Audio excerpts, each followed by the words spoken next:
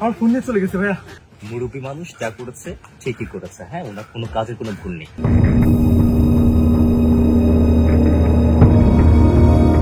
গত দুদিন ধরে ঢাকা বিশ্ববিদ্যালয় ক্যাম্পাসে এক বৃদ্ধ ভবঘুরেকে লাঠিচার্জ করে তাড়ানোর ভিডিওকে ঘিরে তীব্র বিতর্কের মধ্যেই ডাকসুর কার্যনির্বাহী সদস্য সর্বমিত্র চাকমা এখন আবারও আলোচনার কেন্দ্রে।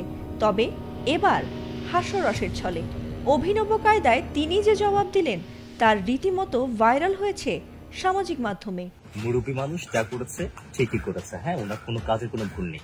মঙ্গলবার বিশ্ববিদ্যালয় ক্যাম্পাসে মাদক কারবারি ভবঘুরে ও অবৈধ দোকান উচ্ছেদ অভিযানের সময় সর্বমিত্র চাকমার হাতে লাঠি নিয়ে এক বৃদ্ধকে তাড়ানোর দৃশ্য সামাজিক মাধ্যমে ভাইরাল হলে তীব্র সমালোচনা শুরু হয়। ভিডিওটিতে দেখা যায় বৃদ্ধকে ধাওয়া করছিলেন সর্বমিত্র, যা অনেকের কাছে অমানবিক বলে মনে হয়েছে।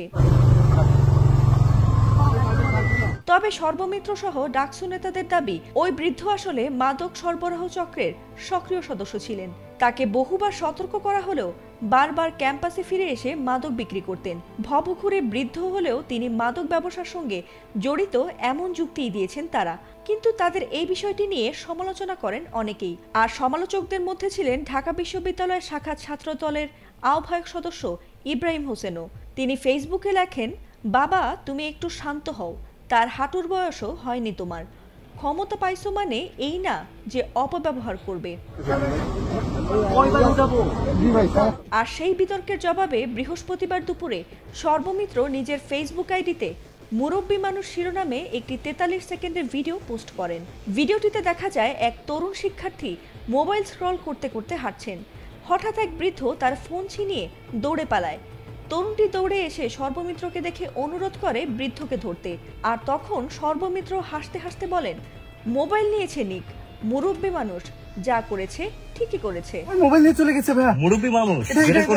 মুরব্বী মানুষ যা করে সেটাই রাইট।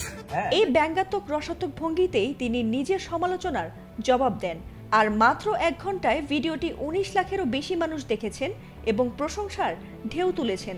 কেউ কেউ লিখেছেন দারুণ সেন্স অফ হিউমার, আবার কেউ বলেছেন এভাবেই বিতর্ক সামলানো যায়।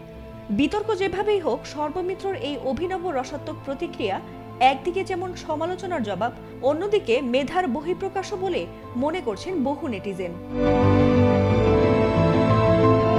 ফাতিমা সুলতানা, এটিএন বাংলা।